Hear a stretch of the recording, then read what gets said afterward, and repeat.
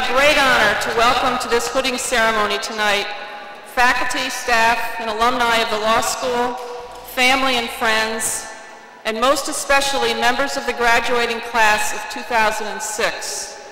Before we do anything more this evening, I ask that you join me in a standing tribute to this wonderful class.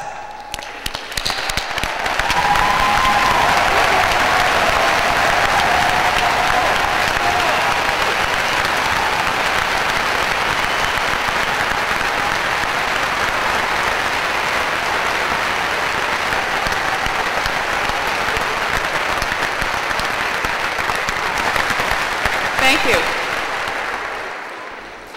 Law school is an incredibly challenging, sometimes stressful experience in which support from others can be very important. I expect members of this class will want to thank loved ones and members of their families for their tremendous support. So that they can do this, I ask family members and loved ones, some of whom I know have come from long distances to be here today, please to stand and be recognized by this class.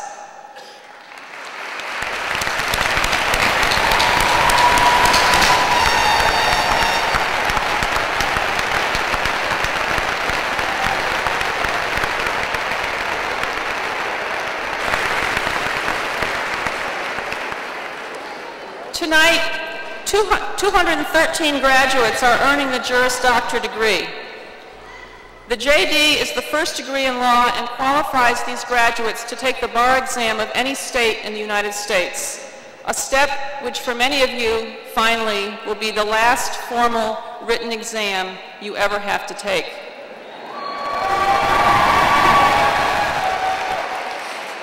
"24 of these JD candidates are also receiving an LLM degree in international and comparative law, and 21 are receiving master's degrees from other schools at Duke University. One is receiving the MD along with his JD.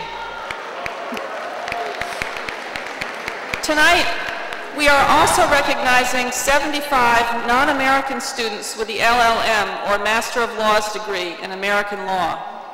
These students previously completed their legal studies in 34 different countries around the world and have spent a year at Duke to learn U.S. law and the American legal system. Together, you compose 289 graduates. You will leave us for the four corners of the United States and beyond. A geographical breadth that is consistent with the law school's mission to prepare our graduates for lives of significant public and private responsibilities throughout the nation and the world. As we celebrate your achievements tonight, I ask you to remember walking into Duke Law School your first day here. The world has changed since then. Since most of you arrived 3 years ago, global terrorism has found countless new ways and places to challenge political and social order, while the fight to combat terrorism has challenged this country's sense of itself and how to best balance freedom and security. 2 more hostile countries have acquired or are on the brink of acquiring the capacity to make nuclear weapons.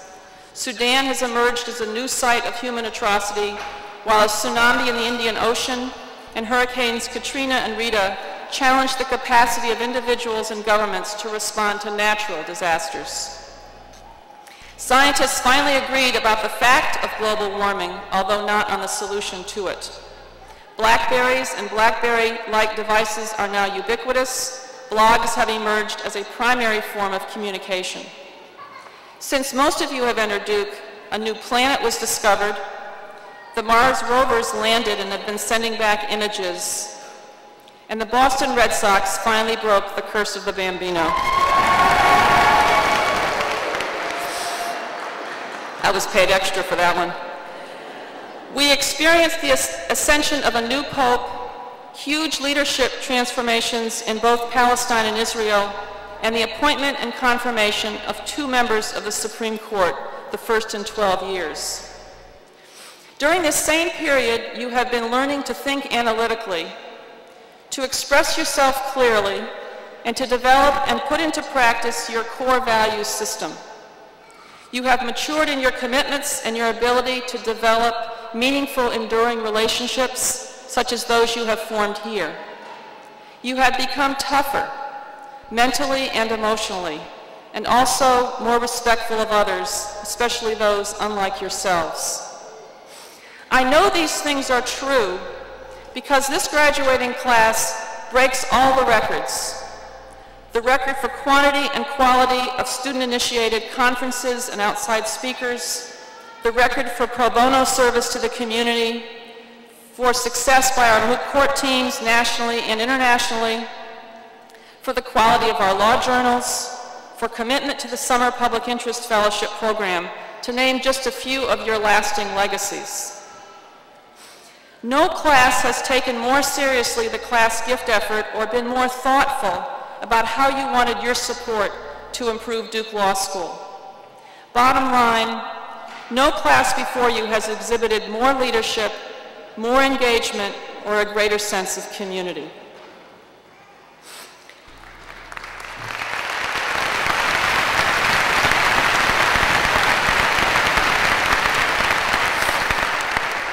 You, graduates of 2006, have changed this law school and you have been changed by it. So too you will continue to have an effect on Duke and be affected by it. This is because as Duke Law graduates, you have the opportunity through what you do and who you are to further improve our reputation and our quality. Terry Sanford, one of this university's past great presidents, said that alumni are the measure and the verification of the university. You are our ambassadors, and when I see all of you before me, it makes me incredibly proud to be the dean of this law school because I know you will represent us well.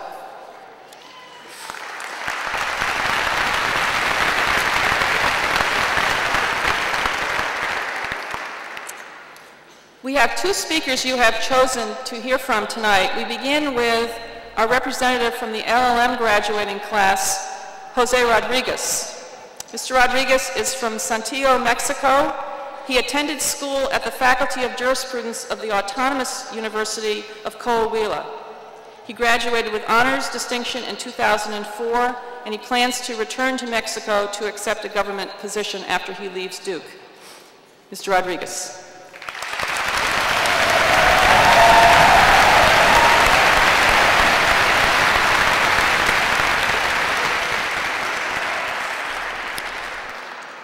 Good afternoon, fellow graduates, administration, faculty, families, and friends. We are all gathered here together to witness the culmination of a long-awaited goal, our graduation of the Master's in Laws degree at Duke University Law School. It seems like it was not long ago when one of our fellow classmates, a good friend from Japan, shared with the rest of the school pictures of his preparation for coming to Duke and his trip to the United States in general. Now, with mixed feelings, we prepare to say goodbye to Duke Law School, our law school. We still remember orientation week at mid-August and all the posterior events we had the opportunity to attend. The Sarah P. Duke Garden reception, the International Week, the New York Job Fair, the basketball games right here at Cameron, and many, many more. All these allow us to feel and understand what being a Duke Law School student is all about. By having the opportunity of being Duke students, we have learned many new things. Thanks to the Wachovia Bank case, now all of us know that a bank is located where its principal place of business is. But most important than all that, we have learned the value of friendship, sincerity, and empathy for those having an uncertain time in an unfamiliar place. When the academic year started last August, we were the new people here at Duke Law School. But suddenly, a couple of weeks later, in the aftermath of Hurricane Katrina, we had the opportunity to extend the same hospitality we had been given when we arrived. After the worst fears became true, and Katrina's disaster was a fact, we learned that some students from Tulane were going to be transferred here. Then we started to act. It didn't matter we all knew each other for no more than 2 weeks. It didn't matter the language barriers we had. We all had very clear that we had to help. We threw a barbecue to our fellow law students from Tulane, which was the starting point of our goal, to make them feel at home. This allows us to really understand what being a member of the Duke community in general implies: commitment, leadership, good attitude, and companionship. Let's not forget these values when we go back to whatever the destiny guides us. Let's not forget to be thankful for having the opportunity of being Duke students. And speaking of being thankful, it has been said that gratitude is the essence of the soul. Therefore, we do not want to finish this experience without thanking everyone who has made today's celebration possible. To the faculty members who are our professors this year, we would like to thank them for their human quality and thank the body for understanding of the law. To our deans of the law school, students affairs, career services, administration, housekeeping services, and staff in general, we would like to thank all of you, and we also recognize your hard work for making our law school what it is today. To our classmates, spouses, and families, we would like to thank you for the opportunity of sharing your homes with us, but most importantly, for sharing this whole experience along side by side with us. Also, a very special thanks to Dean Horowitz and Dean Mayer. You are the ones who have made the LM program what it is today, and in many ways, the responsibles for today's celebration. And last, but certainly not least, thanks to our classmates in the LLM 2006 program for all the unforgettable moments, all the laughter, all the time spent in the library learning together, most importantly, for making this LLM program one based in human quality. We should, and already did, set the tone for years and generations to come. Thank you, good luck, and enjoy.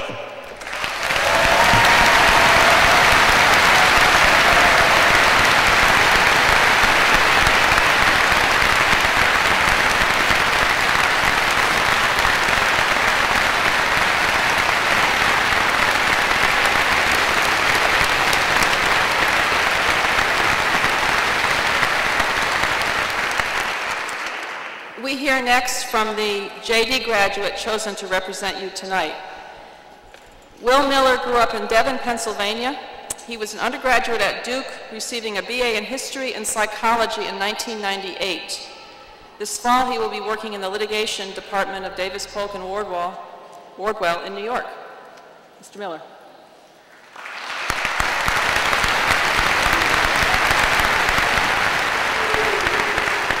Thank you. On this exciting day, I suspect some of you are thinking, seriously, more haikus? I wrote haiku horoscopes for the school newspaper, which is news to all but 8 of you, considering that paper's reputation. Initially, I wasn't planning on including any haikus in this speech. Instead, I was going to focus on a quote by Justice Oliver Wendell Holmes. "The life of the law has not been logic. It has been experience." And then I realized, that's a haiku. Seriously, I'll count the syllables with you. The life of the law has not been logic. It has been experience. I can't get away from them. So, accepting that as a sign, I will expound on the meaning of that quote in the following 213 haikus. Just kidding. But it is telling that that quote is a haiku. Haiku horoscopes were completely illogical, as anyone who read them knows. Yet they became an important part of my Duke Law experience. So, whether Holmes was correct about the life of the law may be debatable, but he was absolutely right about the life of Duke Law. It was not logic, but experience. Allow me to illustrate. After reading Law School Confidential or some similar law school guide, you approached your first assignment with a bevy of highlighters. One color for the facts, another for the rule, still another for the application. The end result? A law school coloring book. Not a single word unmarked. Logical? Certainly not. But it was a rainbow of an experience. No pot of gold at the end, though, just note cases that came to the opposite holding.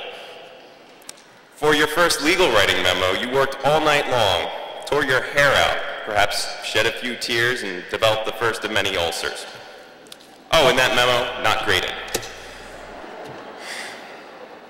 During on-campus recruiting, you told a pair of interviewers how impressed you were with their firm's sophisticated corporate practice. and then learned that they only specialize in criminal defense work.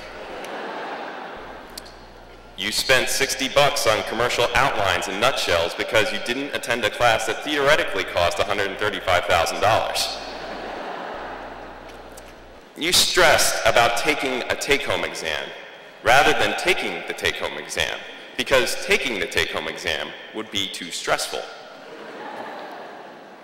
Yucca. You slept in the back of a U-Haul for 36 hours to get season tickets for Duke basketball games.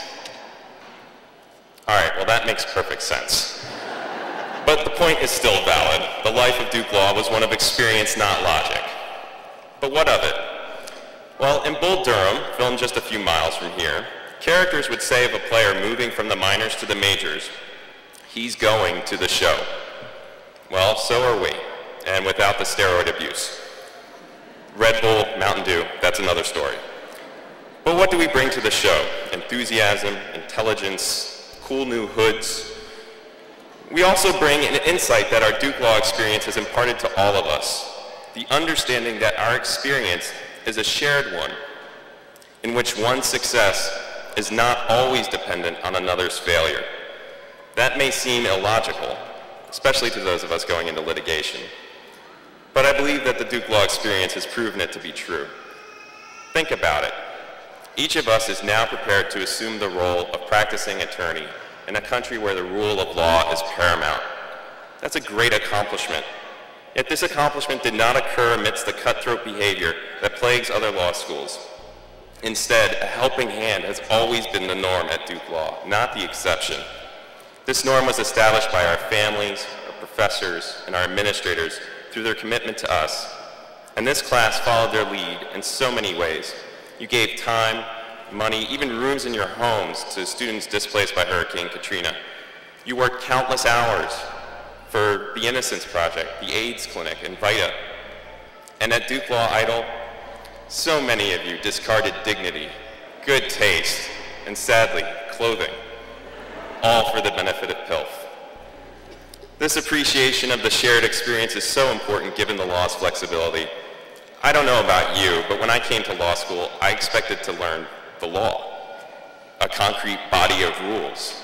Instead, I learned that the law is not set in stone, but subject to interpretation, the quality of which is dependent upon the character of the interpreter.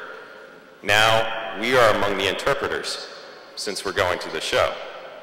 And based on all of my experiences with all of you, I know that the show is going to get much, much better.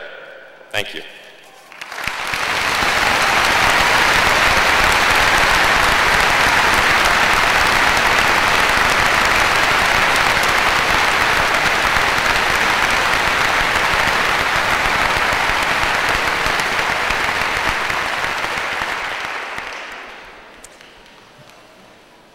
I next want to introduce our speaker, David Gergen.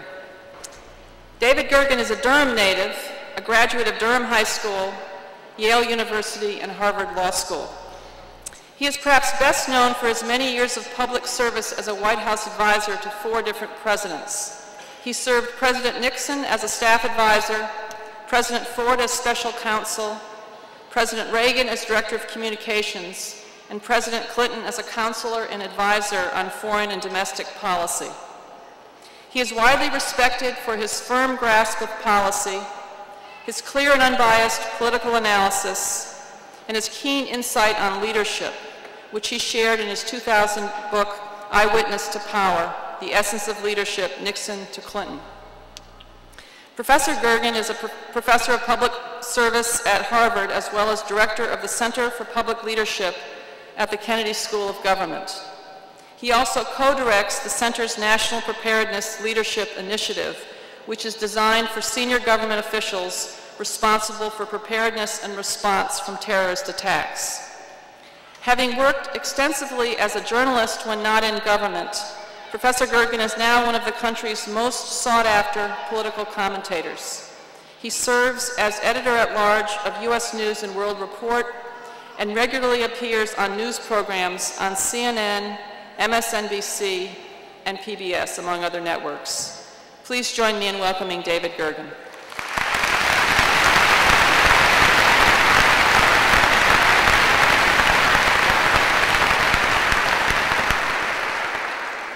evening. The embodiment members of the faculty, distinguished guests, parents, and most of all, you, the graduating class of 2006 from the Duke Law School. Well, you did it. Took 3 years, hard work, late nights, lots of patience, but you did it. You got a seat in Cameron Stadium here.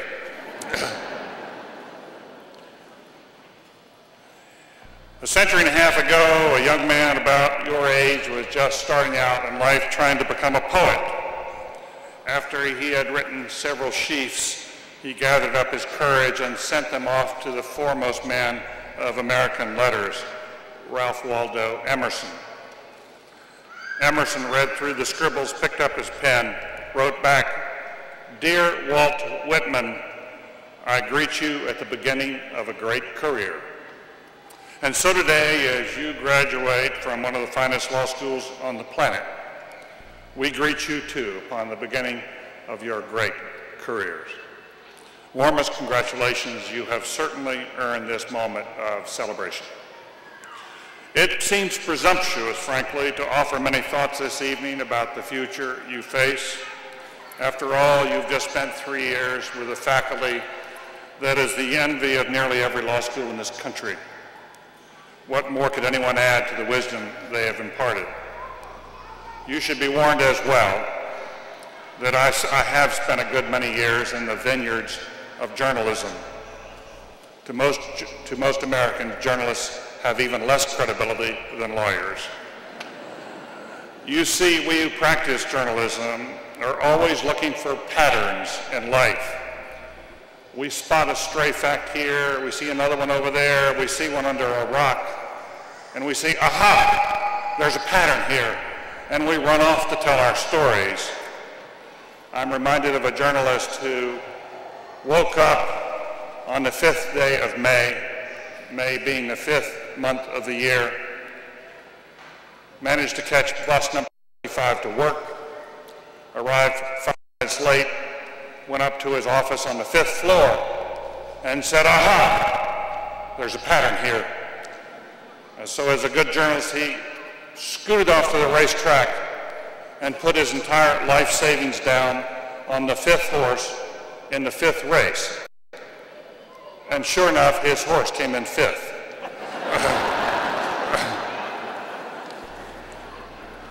So beware of journalists peddling patterns. And yet there is one out there in the legal profession that strikes me as important as you embark upon a life in the law. I first saw it clearly after I graduated from law school nearly 4 decades ago. After a hitch in the Navy, I settled down to my first civilian job, not as a lawyer, but as an aspiring speechwriter in the White House. 4 doors down the hall from me sat the General Counsel to the President of the United States. He seemed a smart fellow in his 30s and extremely eager to work his way up. I didn't spend a lot of time with him. We went out for dinner one night with our wives. But even so, it was clear that he greatly pleased the President and the men at the top, and that he was rapidly expanding his power. I had little doubt that one day he would rise to a prestigious post at the Justice Department and was on a way to fame and fortune. Thus, it was a terrible surprise when the pillars of the White House came tumbling down in a scandal called Watergate. And the man at the center of that spiderweb of conspiracy was our General Counsel and my neighbor, John Dean. It was an even ruder surprise to read his memoirs, not long after he came out of the slammer, and to find that in a manner disguised to most of us, John Dean had been running a virtual mafia operation. I must say that to this day, my distaste for him runs high. As someone once wrote, first he betrayed his country, and then he betrayed his friends. Striking. John Dean had a deputy counsel named Fred Fielding, who was at first suspected of being up to his eyeballs in the corruption. But it turned out that Fred Fielding was completely clean. He had resisted the temptations of power. More to the point, Fred went on to become general counsel in the subsequent administration in which I worked. And I found that when I went to him asking for legal counsel, he generally phrased his response this way. You know, David, it would be technically okay for you to take that course of action that you're talking about. You have a colorable claim to it, and if all hell broke loose, you could plausibly make arguments A and B. If that's what you really want to do, I can't legally stop you. But can I advise you as a friend, and as someone who wants to be respected, that there's a much better way to proceed. You won't find it as convenient, and you may not achieve everything you want, but at the end of the day, you can sleep at night, and your honor will be intact. Frankly, I loved Fred's advice. He kept me well within bounds, above reproach, and I watched his stature grow over the years. Not long ago, he served as a respected member of the 9/11 Commission, and his advice on Homeland Security is sought by men and women in government and the press. Fred has probably never made as much money as John through selling books or popping up on the lecture circuit. Certainly he is not as well known as John Dean. But Fred Fielding has something better. His children will always be proud of him. Importantly, John Dean didn't start out as a lawyer who was corrupt. Instead, he suffered from what he himself called blind ambition. He was looking for shortcuts to the top so he could have a bigger office, bigger perks, the biggest name, and eventually lots and lots of money. And so he did whatever his client wanted. His fidelity was always to the client, not to the spirit and integrity of the law. He let his client decide what the ends should be. He didn't question it. His job, as he saw it, was only to give advice on how to get there, to the ends selected by the client. He was a servant, not a counselor. Bad luck for him. He just happened to work for a client, Richard Nixon, who thought he was above the law, who once said, "If I do it, it must be legal." Now, why would memories of Watergate, why would I bring this up in the midst of your graduation, this happy moment? Most of you, after all, were born well after Richard Nixon resigned and went into exile in California. The point is that the contrasting approaches taken by two young lawyers, John and Fred, represent a pattern of divergence that some of us saw back then and that has, if anything, become more pronounced in years since. Back in the 70s, I saw other lawyers who were just like John Dean, men who would do what their client wanted regardless, ask few questions, and tried to cling to power. Men like John Ehrlichman and Richard Kleindienst, men who ultimately paid a terrible price. In the 80s, we saw a parade of lawyers who worked for savings and loans that were corrupt. We saw lawyers in Washington who winked at Iran-Contra. More recently, think of the lawyers from one of the most prestigious private firms in the nation who stood by as the managers of Enron looted that corporation. And who has failed to wonder at the lawyers in Washington today who write briefs for the Department of Justice, arguing that the plain language of congressional statute does not apply to governmental eavesdropping on American citizens.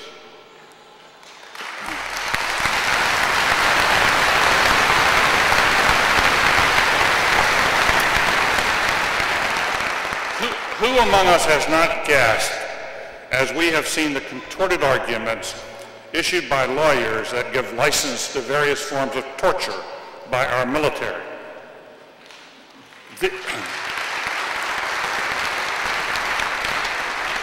These are, of course, extreme cases. Still, they illustrate how far lawyers can wander from the highest standards of the profession when their only goal is to do the client's bidding, to lend a patina of respectability to whatever a client wants to do, good or bad. Now, set against them, there are other kinds of lawyers we have seen in our midst. Men and women more like Fred Fielding. Certainly we saw other outstanding examples during Watergate itself.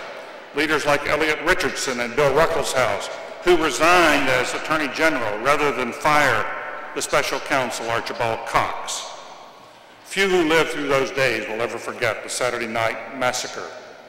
Coming from the University of Chicago during the Ford years, Ed Levy was a model of integrity as Attorney General. During the Carter years, we witnessed Cyrus Vance, an outstanding lawyer from New York, counsel his president against a military course of action in the Middle East, and when he was overridden by the president, quietly and honorably resigned as Secretary of State. In the Iran-Contra scandal, Attorney General Ed Meese wisely guided the White House into a pattern of self-disclosure as opposed to a cover-up. To this day, Bill Webster, a judge, is often called upon to conduct inquiries because everyone knows that he will act in the highest public interest, just as George Mitchell, a former judge, will too. And we find men and women like this in every big law firm in the country. There is then a different tradition, an opposing tradition, one that traces itself back to the founders and was a standard for lawyers all through the 19th century as the country looked to lawyers as wise counselors, people who not only served their clients, but were also faithful to the law itself. Tony Kronman, the former dean of the Yale Law School and a wonderful man, has written more deeply about these matters in a book entitled The Lost Lawyer.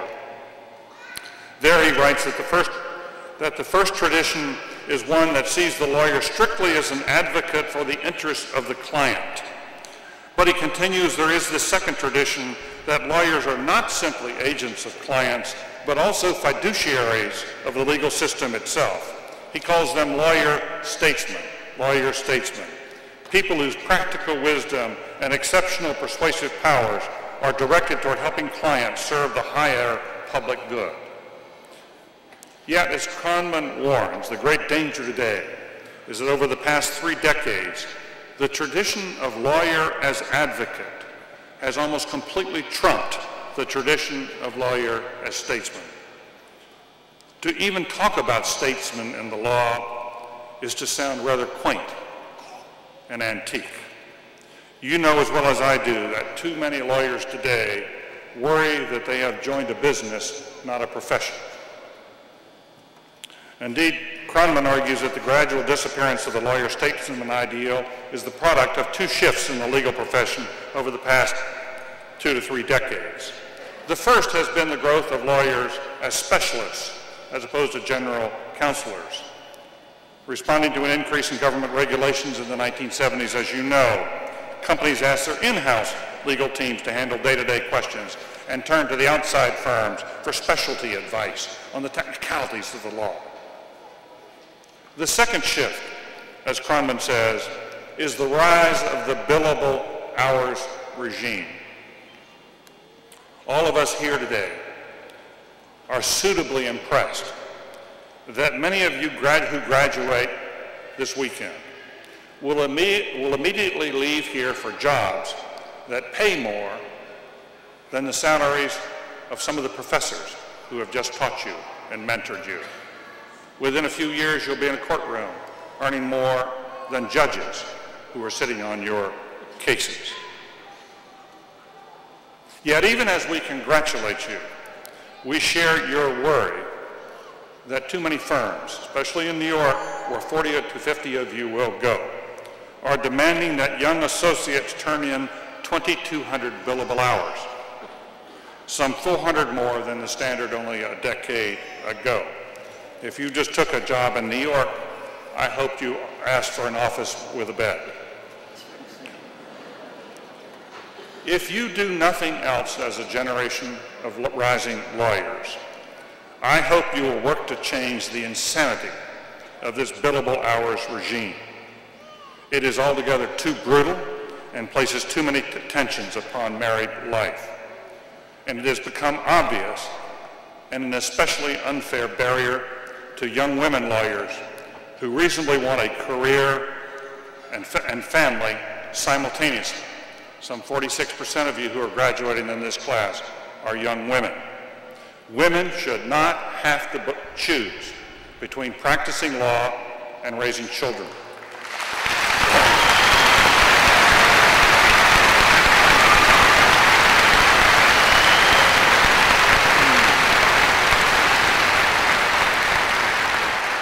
It's just wrong. My wife and I have two children who are both just starting their professional careers. And both married, both have very young children. And to see the tensions that they're under, both of our children, one a daughter, one a son, and to see the two women and the two families, the enormous pressures they're under and what kind of conflicts they face is something that's just not right. And I hope that you will take this on as part of what your generation stands for.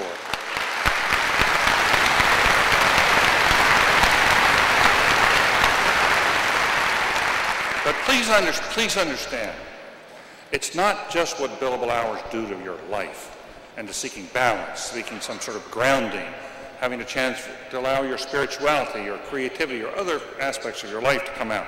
It's this very billable hours regime that has turned so many law firms into businesses. Businesses that have to satisfy their customers. They see clients as customers. And when you start seeing your clients as customers, you begin doing whatever they want just so you can keep their business. And it creates an unhealthy environment for the practice of law. Because you're such smart students here at Duke, I'm sure that most of you have thought about this far more deeply than I have. The question is not whether you understand it. The question is what you will choose to do about it. You have chosen well in coming to the Duke Law School. The question now is whether you will also choose well in the practice of law itself. Will you go along to get along, as we say in Washington? Will you simply become a pliant advocate for whatever your client wants?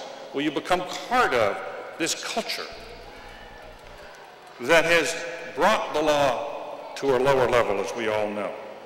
Or will you become a fiduciary for the legal system itself? Will you become a lawyer-statesman? Goodness knows the country needs more effective and responsible leadership these days. A survey we did at Harvard along with U.S. News and World Report this last year found that 2/3 of Americans think we have a crisis in leadership, and nearly 3/4 believe that unless we address it soon, it will hugely, severely damage the country. Yours is a generation that has to help turn this around. And nowhere is it more important in the law. Look how much the price we have paid for what has happened to people's perspective on the law. Look at how people responded to the Supreme Court's decision in the election of 2000. And how many thought the election was decided by men and women who were not following the law, but following their ideology. Look how much damage we did to the institution of the Supreme Court. Think about how much damage has been done when we think about the fights over the Supreme Court nominations. Is we have choose this person will get this outcome in the law, and we'll choose that person will get some other outcome in the law, simply because they'll be guided by the ideology, not what is said in the statutes and in the Constitution. One of the reasons that Sandra Day O'Connor is leaving the court with such enormous respect is not just that she was a moderate, but because people trusted her to apply blind justice and to read the law in a fair way, and not to be guided by ideology or partisanship. And she made a great contribution to the court for that reason. Now, some 70% of you, and I'm almost finished, some 70% of you are leaving here for the private practice of law. About 20% are entering clerkships, and the other 10% are entering what are commonly called public service or public interest jobs. But what I'm suggesting to you today, it's time to transcend those distinctions. The 70% of you who are entering private practice will, I hope, come to see your role as not only to serve your private clients, but the public good as well. Public service is not something that you should postpone until you've earned partnership, or ready to retire, you've got your stack, whatever it is, before you can go into public service. Public service should be what you do whenever and wherever you practice law. You are also a public servant. You're not there simply, I hope you will choose that. You're there as a trustee of one of the most precious treasures that mankind has ever created, a system of laws and justice that binds us together. Your faculty will join me, I'm sure, in hoping that you will help us restore the great traditions of the law. We hope that yours will be the generation that restores the nobility of the law. We hope that you will make the right choice about the practice of law. In closing, I'm reminded of the ancient story of an old man in Greece 2,500 years ago who was seen as the wisest in his village. Some young boys decided they'd play a trick on him. They'd catch a bird, run up to the old man, and one of the young boys would hold the bird behind his back and say, old man, is the bird dead or alive? And if the man said, it's dead, the boy would turn up his hand and let the bird fly off. If the man said, the bird's alive, the young boy would crush the bird and hold it out in front of the man. So they ran off, caught the bird. Young man ran up to him, held the bird back. Oh man, is the bird dead or alive? And he said, the choice, my son, is in your hands. And so it is today. The choice is in your hands. Thank you. Congratulations. Good luck. Godspeed.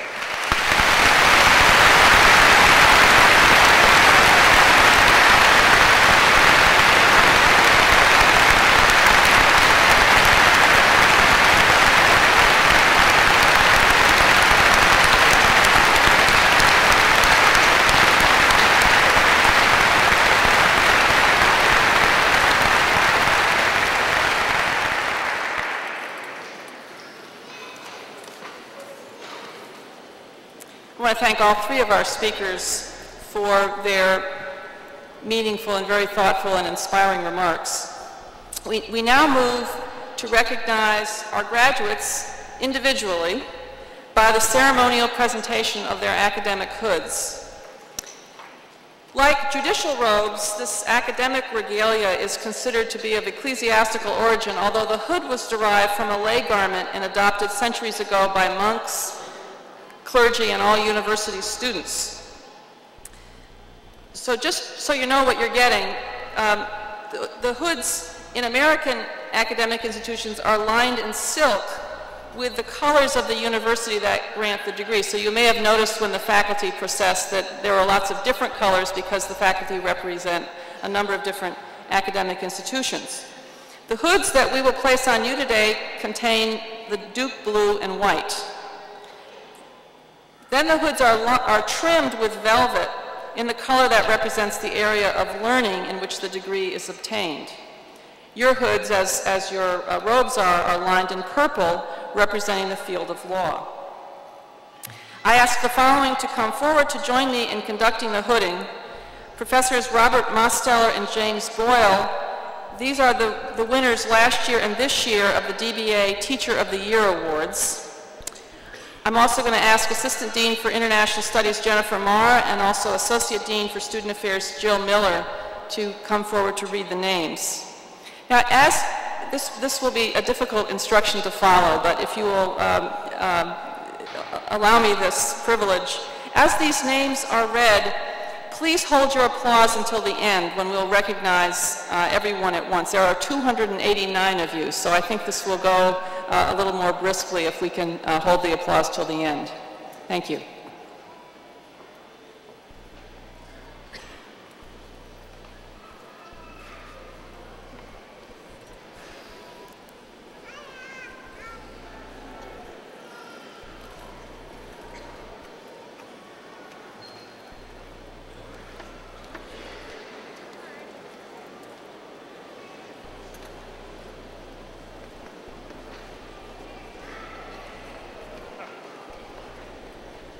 Ladies and gentlemen, I now present the candidates for the degree of Master of Laws. Judith Raquel Abkin. Rocio Amador Hasbun.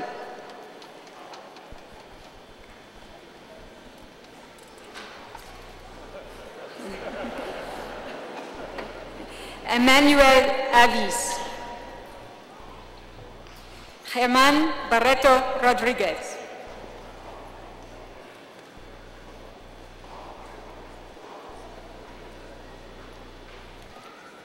Stephanie M. Brown. Paulina Campos Reguera.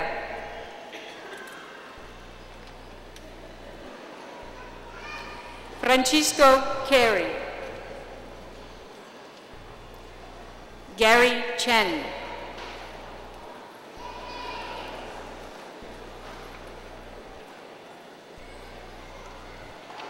Philippe Chenou.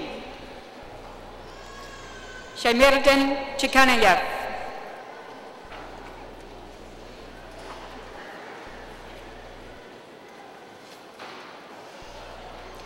Kyungjin Choi. Jose Luciano Cruz Morande.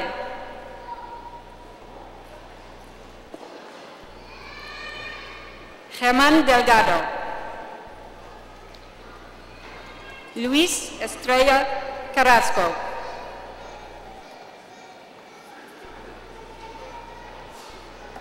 Murad Torres. Giancarlo Frosio.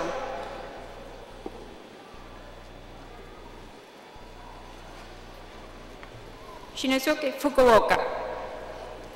Elodie Gall. Nadia Genisio. Francesca Griffi.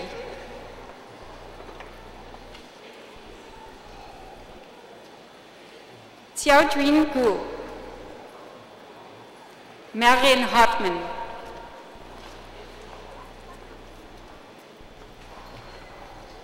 Victorienne Emery. Felix Hyde.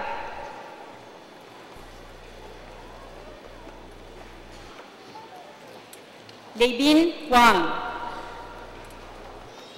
Bridget Moonchoin Chang. Jong Chol. Dayol Gim.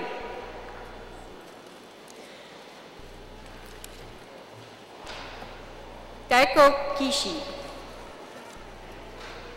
Takashi Kokubo.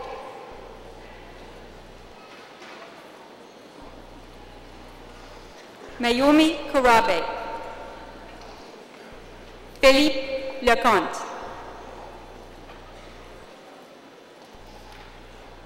Arturo Leblanc. Jolgi Yi.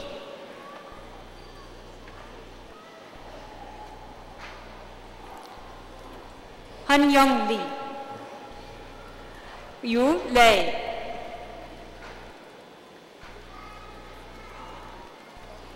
Jinan Li. Yin Shu Lin.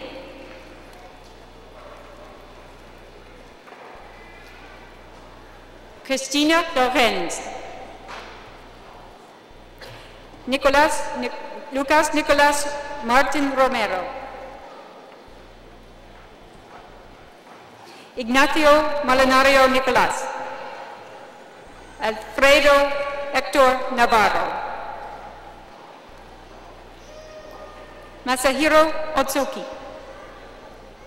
Alberto Paz Lobert.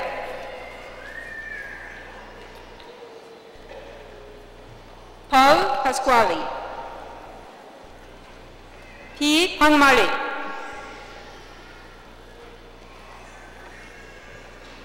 Luis Eduardo Williams Pedrera.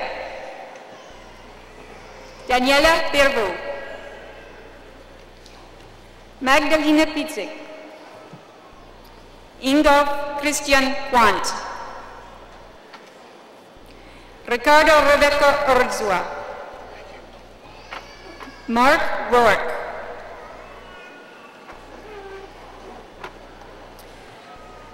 Javier Robolino Orano.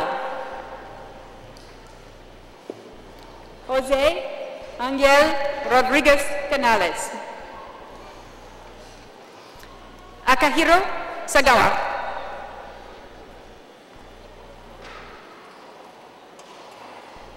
Pablo Sanueso Rama. Johannes Schmutzer. Dorothea E. Schwartz. Hideto Shindo. Wirarat Sri Sar Korbi Risut. Shinjiro Takeda. Eriko Teoka. Manuel Vasilyev. Erika Melissa Villarreal Zorita. Jeremy Vilkis. Ying Wang. Ying Catherine Wang. Theo Wilson. Yuri Yasui.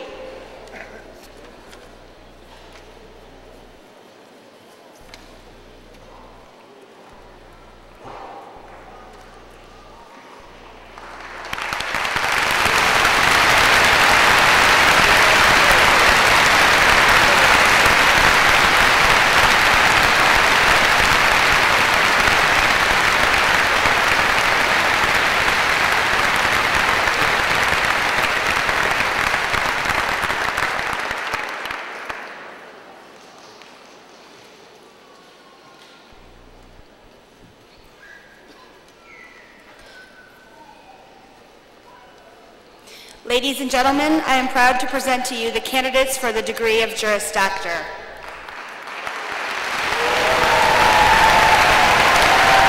Benjamin Keith Alstrom. Benjamin James Aiken. Margaret Elizabeth Alsbrooks. Jesse Lee Anderson. Antonia Marie Aquilante. Elizabeth Ann Avor. Sarah Carrington Walker Baker. Adedayo Ademola Banwo. David Gary Barker. Ryan Parker Bates. Jesse Galen Beardsworth. Kevin E. Bell. Margaret Douglas Bellis, being hooded by her father, Douglas Bellis, class of 1971. Wells Cooper Bennett, being hooded by his father, Rob Bennett, class of 1972, and also receiving an LLM. Mark Preston Bernheisel. Florence Bernier, being hooded by her husband, Jonathan Sutter, class of 2004. David Harry Bernstein.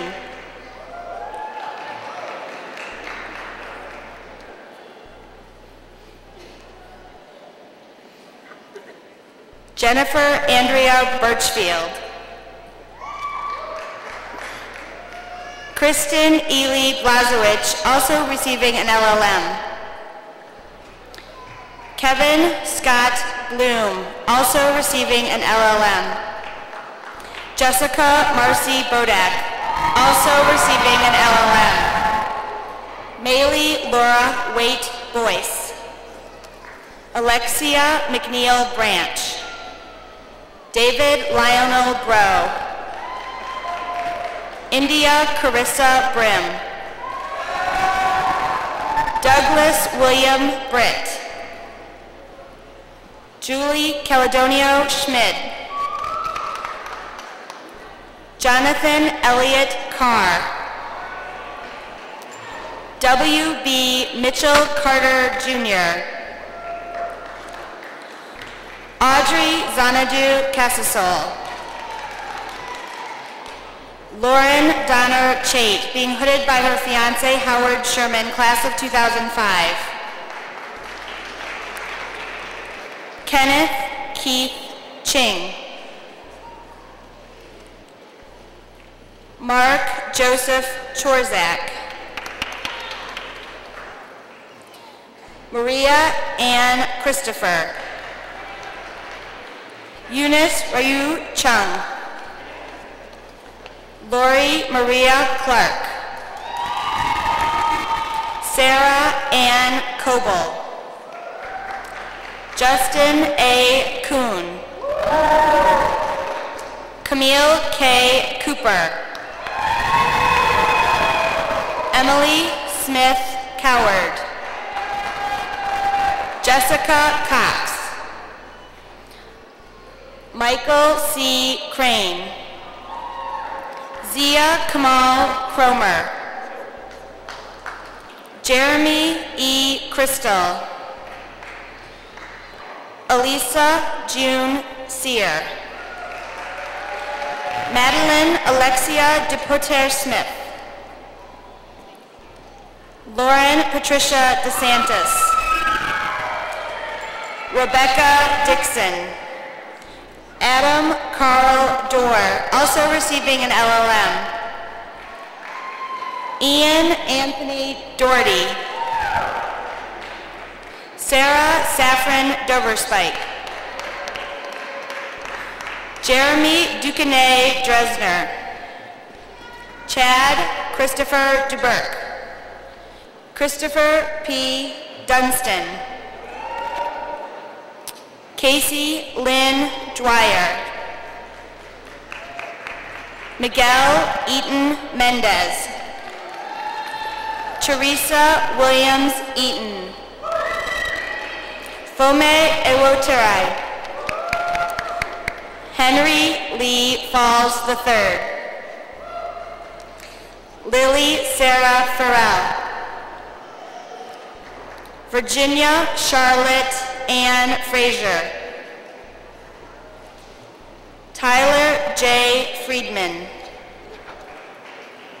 Christopher E. Fulmer.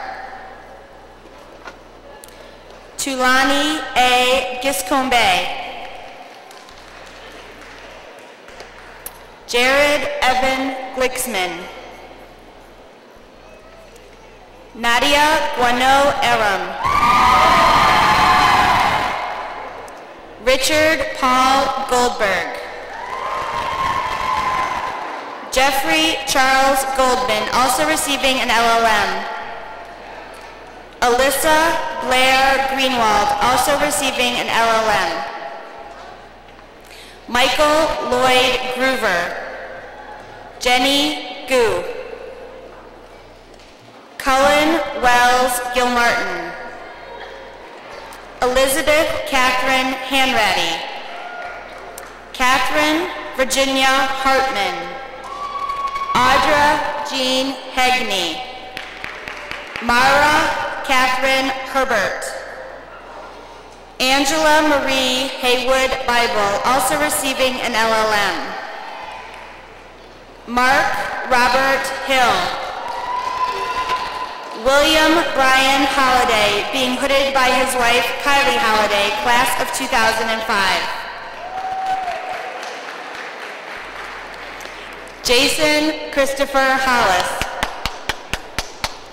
Daniel Paul Homiller. Dorian Hope Horsey. Kristen Marie Inglis. Candace Celeste Jackson. David Eric Jetter. Chong Hwan Jo. Christopher Ryan Johnson. Luciana Johnson. Joanna Lee Jordan Wu. Amy Michelle Kalman.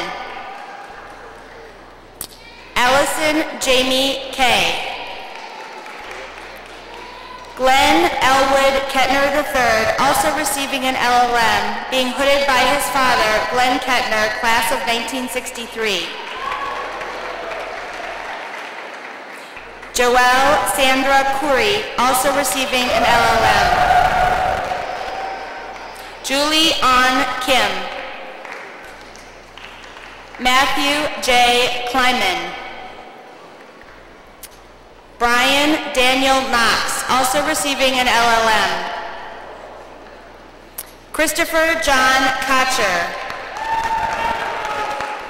Oleg Kuchik, also receiving an LLM. Walter Eakin Kuhn. Amanda Smith Lakoff, being hooded by her father, Lanty Smith, class of 1967.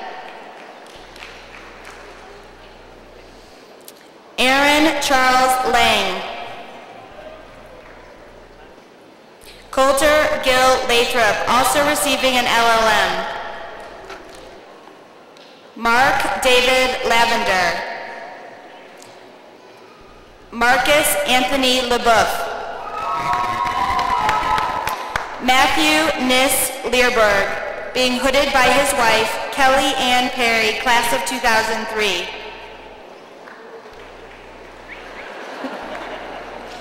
Jared R. Lenderink.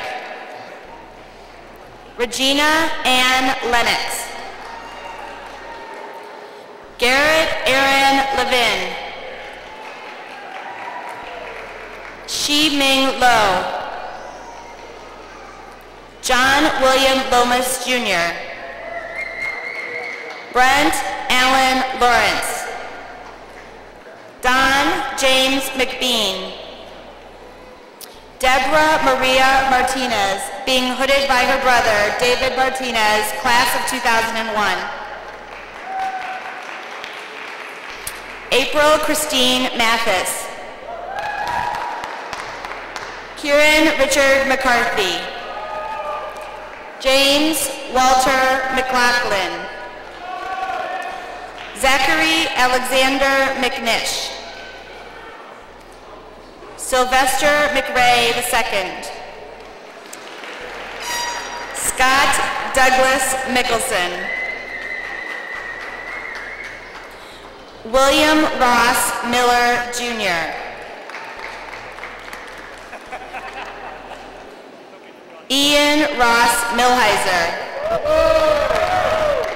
Mackenzie Brooke Morse. Orion Mountain Spring. Anna Maria Navia. Yandalela Michelle Neely. April Michelle Nelson. Melissa June Nephew.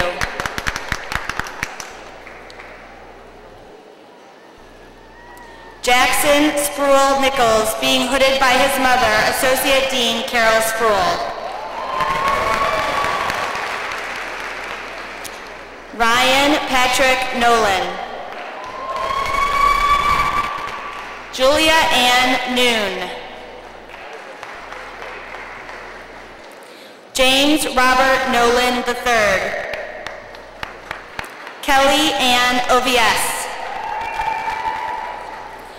Christopher Michael Panaro, also receiving an LLM. Ritu Pancholi. Chin Pan. Michelle Young Park, also receiving an LLM, being hooded by her fiancé, Eric Chu, class of 2005. Serena K. Paskowitz, also receiving an LLM. Krista Lynn Patterson, also receiving an LLM. Timothy Van Pierce Jr. Curtis Peel. Lee Perla. Claude Solomon Platten. John Thomas Plechnik. Christine Alexis Pope.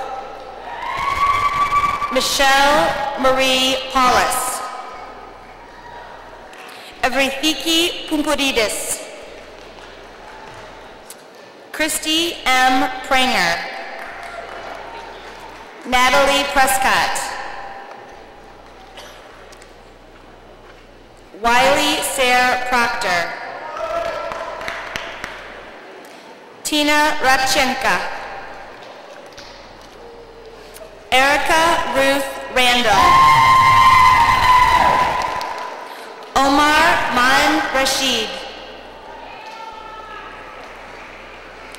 Jenna Lee Rieger. Todd Gregory Wellew. Rebecca Marie Rich. Jesse Huntsman Rigsby IV. Anna Rips. Michelle Elise Riskind, also receiving an LLM. Philip Wayne Romore. Natalie Rose. Samuel Joseph Rubin. Teresa Ann Sakash, also receiving an LLM. Christopher Constantine Sackles. Crystal Lynn Salitras. Ryan Robert Salsig. Peter Martin Sartorius. Meredith Joanna Schwartz. Teddy Schwartzman. Jason Scott Schofield. Sarah M. Sharp. Lauren Ann Sherman. Vanessa Christine Singh. Ajay Paul Singh. Laura K. Siriani. Emily Nanette Smith. Janine Boyce Smith. William Samuel Smoke Jr. Max Anthony Spitzer, also receiving an LLM. Kelsey Karen Vanetta Stansel. Benjamin Andrew Stark. Jennifer L. Stein. Carrie Alicia Stern. Randy Carl Stoker. Joshua Jan Stowell. Wilson Whittington Sumner, being hooded by his sister Anna Sumner, class of 2003. Terry Allen Swaim Jr. Frederick A. Schwartzbaugh. Aaron Robert Suela. Ebony T. Taylor. Corey Michael Thane. Jeffrey Ray Thompson, also receiving an LLM. Ashley Elizabeth True. Carter Vance. Heather Ann Vietz, also receiving an LLM. Howard A. Wachtel, also receiving an LLM. Adam Paul Wallace. Megan Mary Walsh. Brian Patrick Ward. Jeffrey Eric Wozakowski. Jordy Portel Weinstock. Sarah Therese Wickware, also receiving an LLM. Gordon Jules Weichel. Pei Kan Young. Amy Yoshimi Young. Ellen Marie Zajac. Marla Suzanne Zimmerman.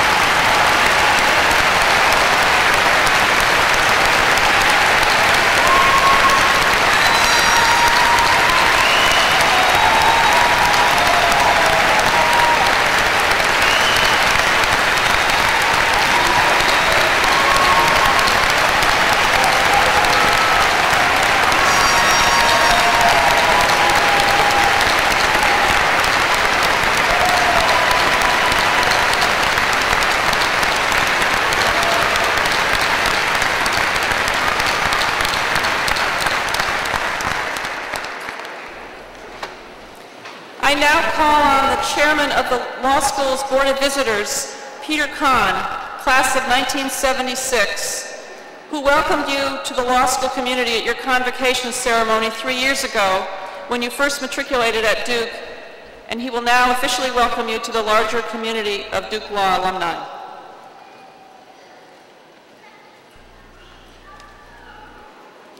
Dean Bartlett, it's my pleasure and privilege as chairman of the Board of Visitors of Duke Law School to accept into the distinguished Duke alumni body those candidates for the Juris Doctor, Master of Laws, and Doctor of Juridical Science degrees who have been approved by the Duke Law faculty and the university's Board of Trustees, and who have been rightfully honored for their accomplishments here today. Congratulations to the graduates, and on behalf of the Board of Visitors, I welcome each and every one of you into the family of Duke Law alumni that all of us affiliated with Duke are justly proud of. Godspeed.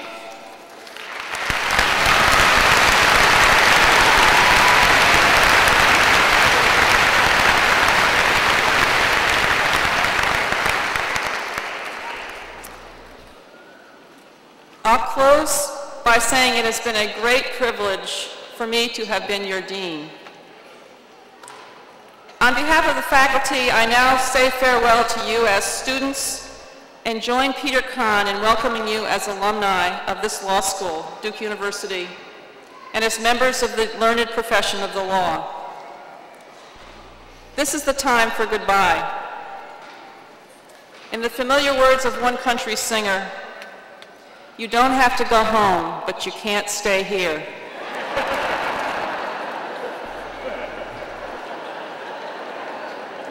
Please join us after this ceremony on the law school lawn for champagne. Tomorrow I hope to see you at the university graduation where historian John Hope Franklin will be the featured speaker. You have truly been and are a fabulous class. You will do us proud. Go with our great respect and our best wishes. Good night.